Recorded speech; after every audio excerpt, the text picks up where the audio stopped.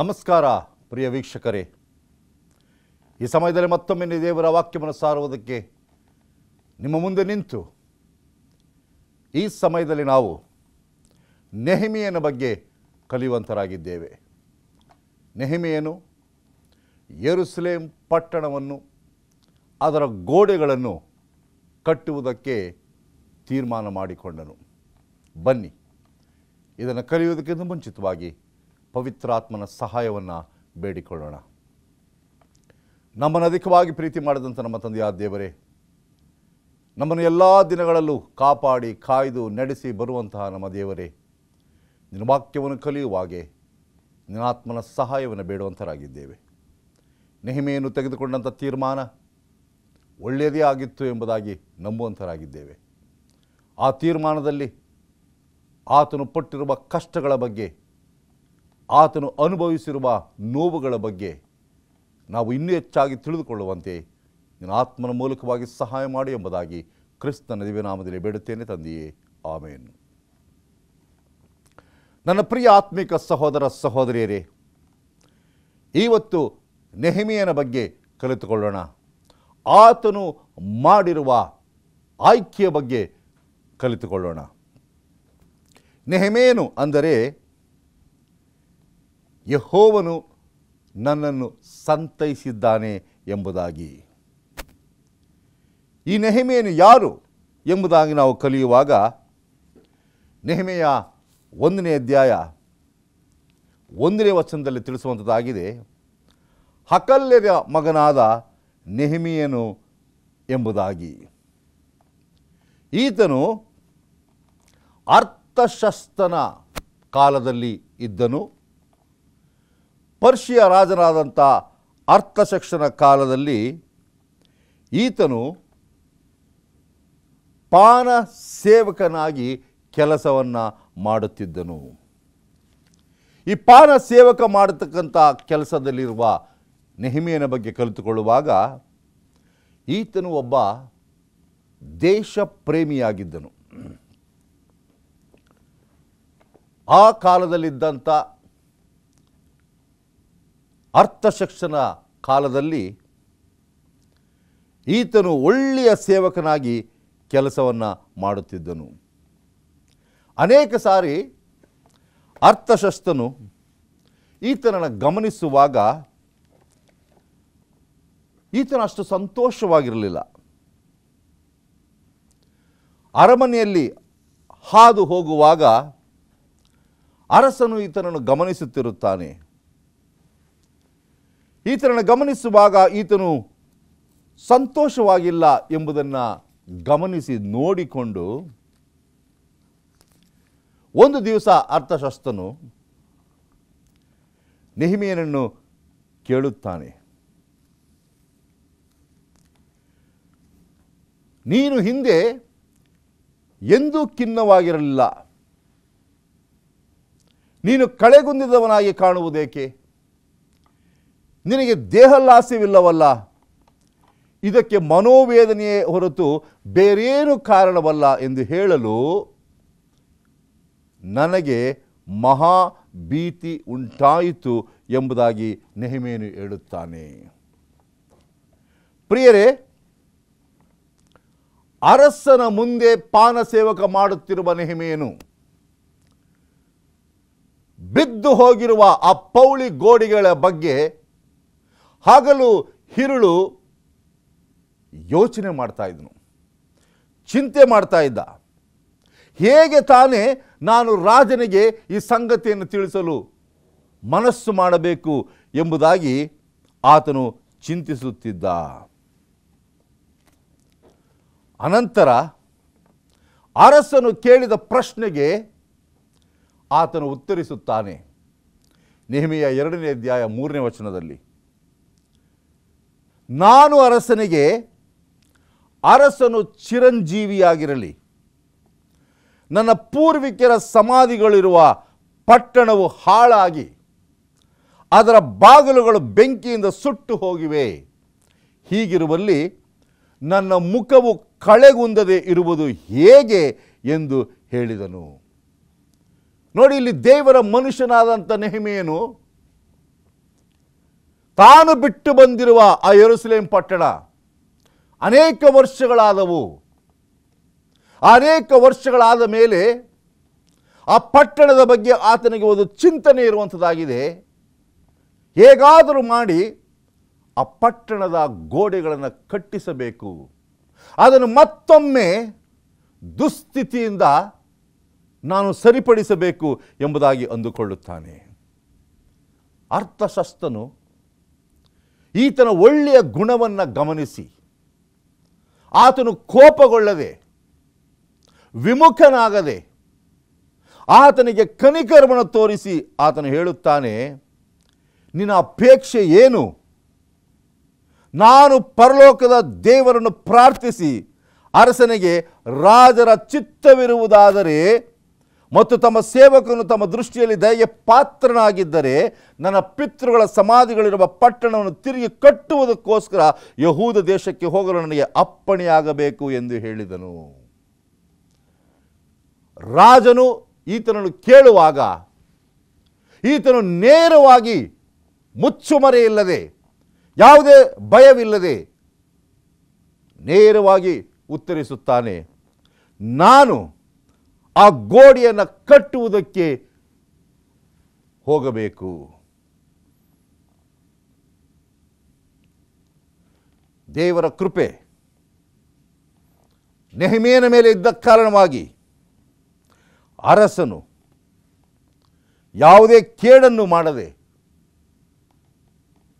ಯಾವುದೇ ಅಹಿತಕರವಾದ ವಿಷಯವನ್ನು ಹೇಳದೆ,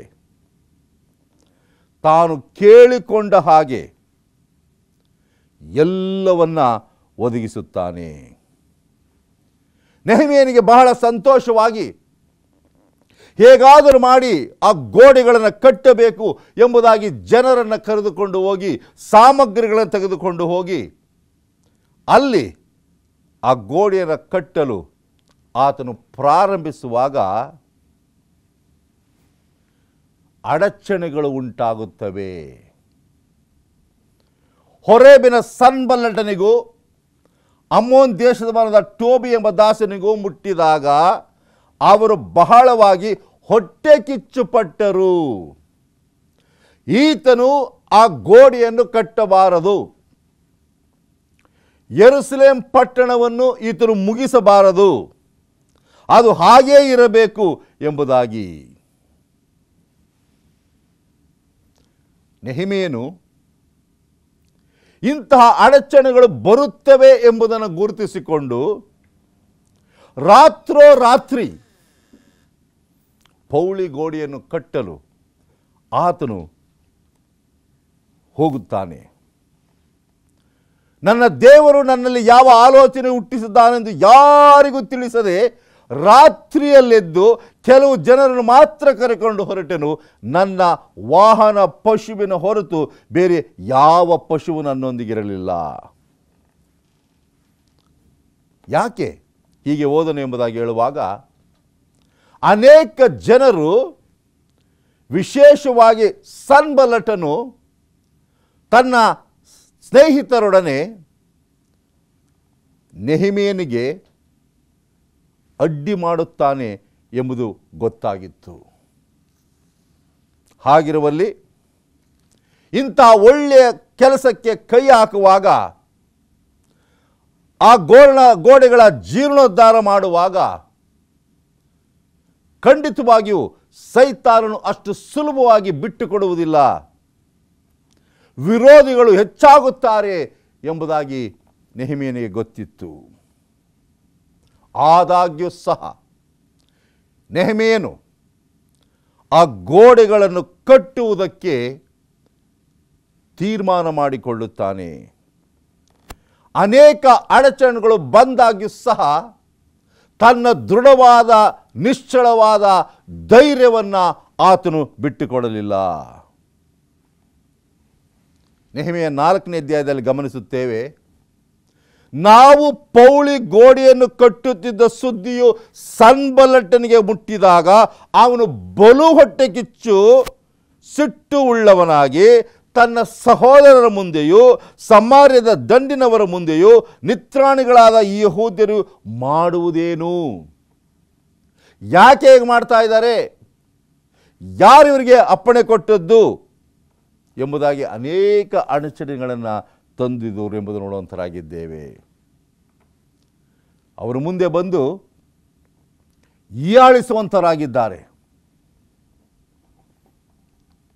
ನೆಹೆಮೀಯನು ಪ್ರಾರ್ಥನೆ ಮಾಡ್ತಾನೆ, ನಮ್ಮ ದೇವರೇ ಕೇಳು, ಅವರು ನಮ್ಮನ್ನು ಎಷ್ಟು ಹೀಯಾಳಿಸುತ್ತಾರೆ, ಈ ನಿಂದೆಯನ್ನು ಅವರ ತಲೆಯ ಮೇಲೆ ಬರಮಾಡು, ಅವರು ದೇಶ ಭ್ರಷ್ಟರಾಗಿ ಸೂರೆ ಹೋಗುವಂತೆ ಮಾಡು, ಅವರ ಅಪರಾಧವನ್ನು ಕ್ಷಮಿಸಬೇಡ, ನಿನ್ನೆದುರಿಗಿರುವ ಅವರ ಪಾಪವನ್ನು ಅಳಿಸಿಬಿಡಬೇಡ ಎಂಬುದಾಗಿ ಅವರಿಗೋಸ್ಕರ ದೇವರನ್ನು ಬೇಡಿಕೊಳ್ಳುತ್ತೇನೆ. ನೆಹೆಮೀಯನು ಬೇಡಿಕೊಳ್ಳುತ್ತಾನೆ. ಇಷ್ಟೊಂದು ಅಡಚಣೆಗಳು, ತೊಂದರೆಗಳು ಬಂದಾಗ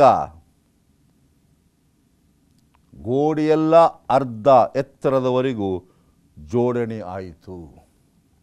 ಇನ್ನೇನು ಮುಗಿಸಬೇಕು ಆ ಗೋಡೆಯನ್ನು, ಸಂಪೂರ್ಣವಾಗಿ ಆ ಗೋಡೆಯ ಜೀರ್ಣೋದ್ಧಾರ ಆಗಬೇಕು, ಆ ಪಟ್ಟಣದ ಗೋಡೆಗಳು ಮುಗಿಯಬೇಕು ಎಂಬುದಾಗಿ ಆತನು ತೀರ್ಮಾನ ಮಾಡಿಕೊಳ್ಳುವಾಗ ಈ ಸನ್ಬಲ್ಲಟನು ತನ್ನ ಸ್ನೇಹಿತರು ಹೇಗಾದರೂ ಈ ಗೋಡೆ ಕಟ್ಟುವುದನ್ನು ಅರ್ಧಕ್ಕೆ ನಿಲ್ಲಿಸಬೇಕು ಎಂಬುದಾಗಿ ಮನಸ್ಸು ಮಾಡಿಕೊಂಡು ಒಂದು ಉಪಾಯವನ್ನು ಮಾಡಿ ನೆಹೆಮೀಯನನ್ನು ಕರೆಸಿಕೊಳ್ಳುವುದಕ್ಕೆ ಪ್ರಯತ್ನ ಮಾಡುತ್ತಾರೆ. ನೆಹೆಮೀಯ 6ನೇ ಅಧ್ಯಾಯದಲ್ಲಿ ನಾವು ಗಮನಿಸುತ್ತೇವೆ, ನಾನು ಗೋಡೆಯನ್ನು ಕಟ್ಟಿಸಿ ತೀರಿಸಿ ಬಾಗಿಲುಗಳಿಗೆ ಕದಗಳನ್ನು ಇನ್ನೂ ಹಚ್ಚಿಸದಿದ್ದರೂ ಎಲ್ಲ ಸಂದುಗಳನ್ನು ಕೂಡಿಸಿದ ಸಂಗತಿಯು ಸನ್ಬಲ್ಲಟ್, ಟೋಬಿಯ, ಅರಬಿಯನಾದ ಗೆಷೆಮ್ ಇವರಿಗೂ ನಮ್ಮ ಬೇರೆ ವಿರೋಧಿಗಳಿಗೂ ಗೊತ್ತಾದಾಗ ಅವರಲ್ಲಿ ಸನ್ಬಲ್ಲಟ್, ಗೆಷೆಮರು ನನಗೆ ಓನೋ ತಗ್ಗಿನ ಹಕ್ಕಿ ಫಿರೀಮಿನಲ್ಲಿ ಒಬ್ಬರನ್ನೊಬ್ಬರು ಎದುರುಗೊಳ್ಳೋಣ ಬಾ ಎಂದು ಹೇಳಿ ಕಳುಹಿಸಿದರು. ಅವರು ನನಗೆ ಕೇಡು ಬಗೆಯುವವರು ಎಂದು ತಿಳಿದು ನಾನು ದೂತರ ಮುಖಾಂತರವಾಗಿ ಅವರಿಗೆ, ನನಗೆ ದೊಡ್ಡ ಜಂಬರ ಉಂಟು, ಅದನ್ನು ಬಿಟ್ಟು ನಿಮ್ಮ ಬಳಿಗೆ ಬಂದರೆ ಕೆಲಸವು ನಿಂತು ಹೋಗುವುದು, ನಾನು ಬರಲಾರೆನು ಎಂದು ಹೇಳಿಸಿದೆನು. ಅವರು 4 ಸಾರಿ ನನಗೆ ಅದೇ ಪ್ರಕಾರ ಹೇಳಿ ಕಳುಹಿಸಿದರು, ನಾನು ಅದೇ ಉತ್ತರ ಕೊಟ್ಟೆನು. ಪ್ರಿಯರೇ, ಸೈತಾನನು ಮಾಡುವ ಕುತಂತ್ರಗಳು, ದೇವರ ಕೆಲಸವು ಅರ್ಧಕ್ಕೆ ನಿಲ್ಲಬೇಕು, ದೇವರ ಆಲಯಗಳು ಪೂರ್ತಿಯಾಗಿ ಕಟ್ಟಲ್ಪಡಬಾರದು, ಪೌಳಿ ಗೋಡೆಗಳು ನಿಂತು ಹೋಗಬೇಕು, ಕಿಟಕಿ ಬಾಗಿಲುಗಳು ಅರ್ಧಕ್ಕೆ ನಿಲ್ಲಬೇಕು. ಇಂತಹ ಅನೇಕ ಸಮಸ್ಯೆಗಳು ಉದ್ಭವವಾದಾಗ, ಸೈತಾನನ ವಿರೋಧಿಗಳು ಎದ್ದೇಳುವಾಗ, ನೆಹೆಮೀಯನಾಗೆ ಒಂದು ಧೈರ್ಯವನ್ನು ತೆಗೆದುಕೊಂಡು ನಾವು ಹೇಳಬೇಕಾದಂಥ ಮಾತುಗಳು ಯಾವುದೆಂದರೆ, ನನಗೆ ಒಂದು ದೊಡ್ಡ ಜವಾಬ್ದಾರಿಕೆ ಇದೆ,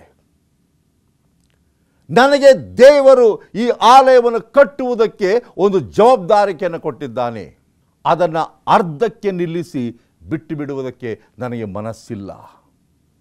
ಯಾಕೆಂದರೆ ನೆಹೆಮೀಯನಿಗೆ ಗೊತ್ತಿತ್ತು, ಈ ಸನ್ಬಲ್ಲಟನು, ಟೋಬಿಯನು, ಗೆಷೆಮನು ಇವರು ನನ್ನ ಕೆಲಸವನ್ನು ಅರ್ಧಕ್ಕೆ ನಿಲ್ಲಿಸುವುದಕ್ಕೆ ಕರೆಯುತ್ತಾರೆ ಎಂಬುದಾಗಿ ಗೊತ್ತಿತ್ತು.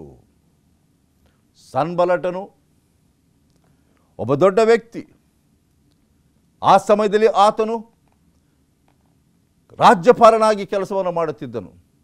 ಆದರೆ ಅಂಥ ದೊಡ್ಡ ವ್ಯಕ್ತಿಯ ಮಾತುಗಳನ್ನು ಸಹ ನಿರಾಕರಿಸಿದನು ನೆಹೆಮೀಯನು. ಕಾರಣ ಇಷ್ಟೇ ಪ್ರಿಯರೇ, ಆತನಿಗೆ ಈ ಜವಾಬ್ದಾರಿಕೆ ಆತನ ಕರೆಯುವಿಕೆಗಿಂತ ಮುಖ್ಯವಾಗಿತ್ತು ಎಂಬುದಾಗಿ.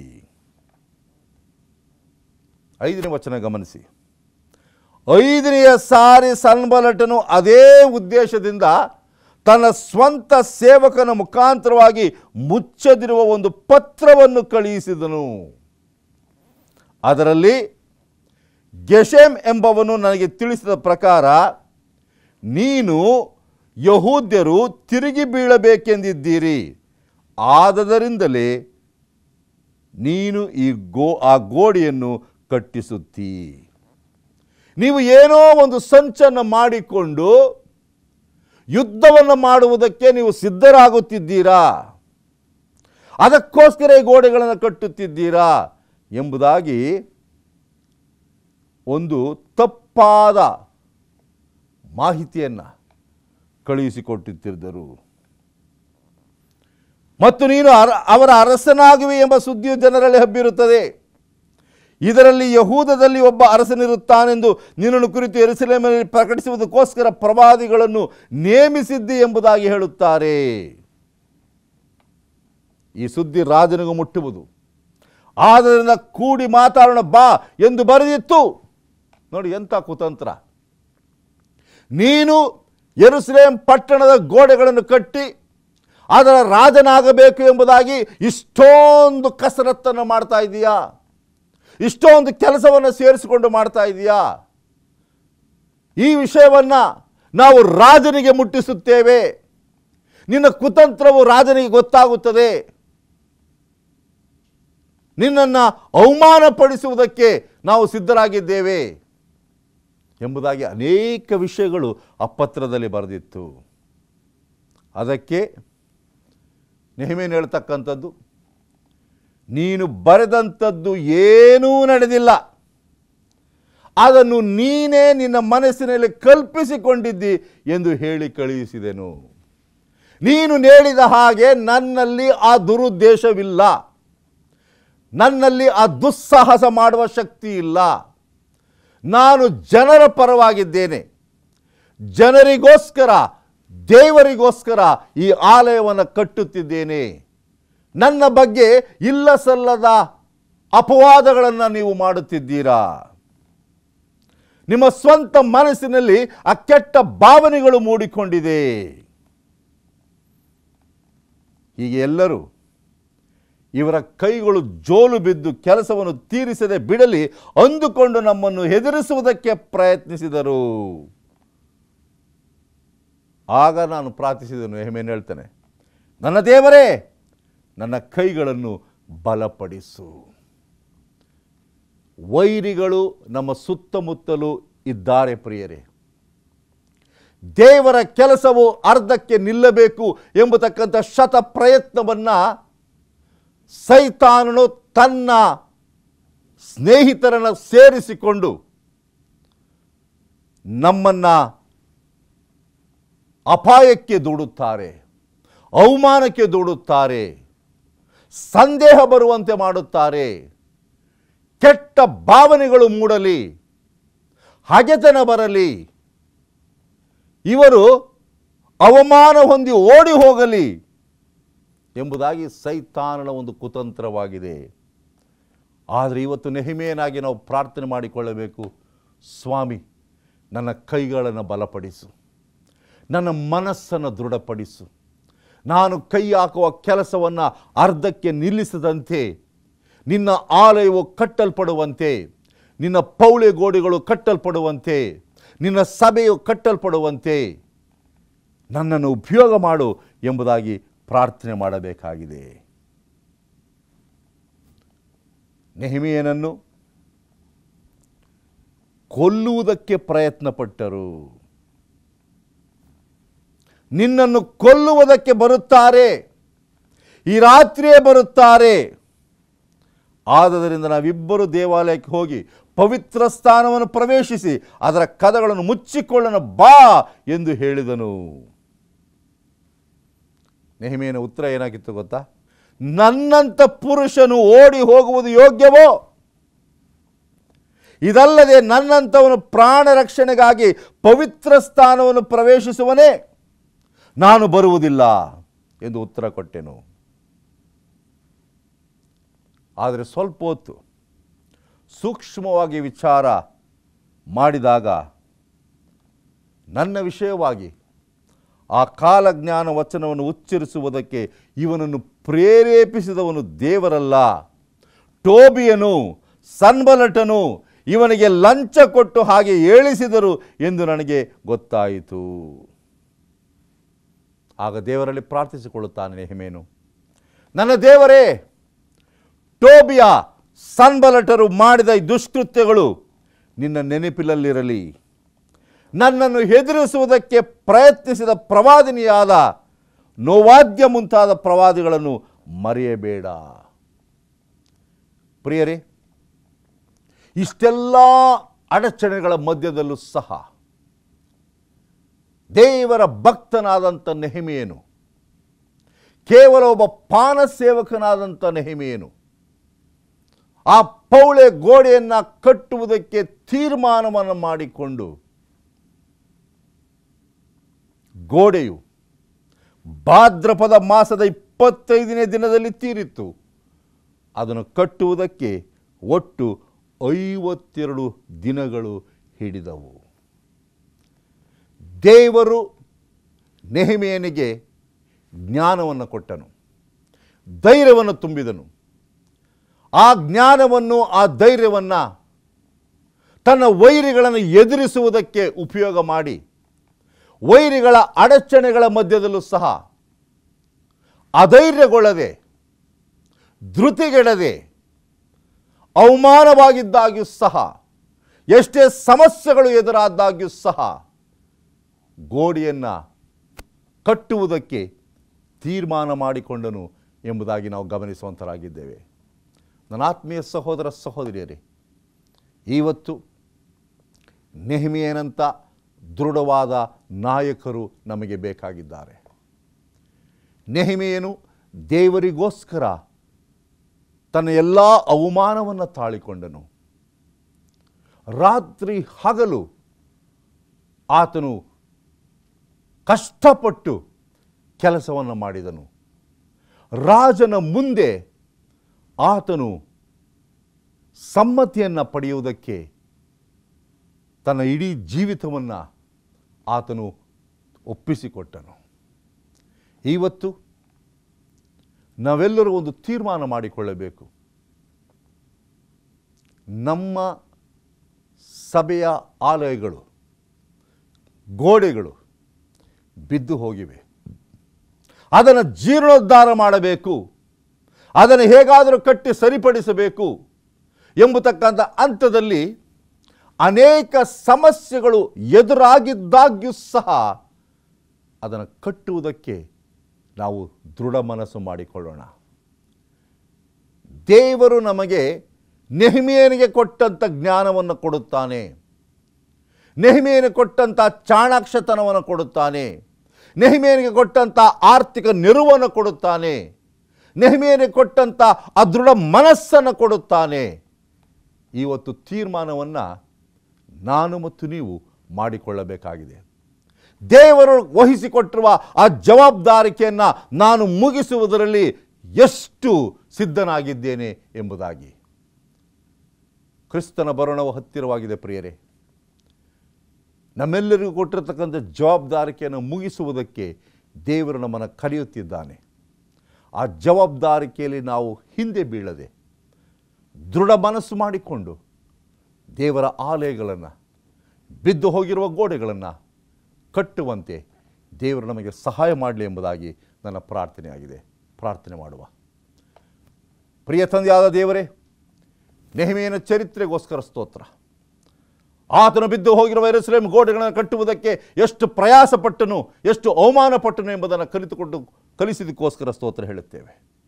ನಮಗೂ ಸಹ ದೃಢ ಮನಸ್ಸನ್ನು ಕೊಟ್ಟು ಬಿದ್ದು ಹೋಗಿರುವ ಗೋಡೆಗಳನ್ನು, ಆಲಯಗಳನ್ನು ಕಟ್ಟುವುದಕ್ಕೆ ನಾವು ತೀರ್ಮಾನ ಮಾಡಿಕೊಳ್ಳಲು ನೀನೇ ಸಹಾಯವನ್ನು ಒದಗಿಸಿಕೊಡು ಎಂಬುದಾಗಿ ಕ್ರಿಸ್ತನಲ್ಲಿ ಬೇಡಿಕೊಳ್ಳುತ್ತೇನೆ ತಂದೆಯೇ. ಆಮೆನ್.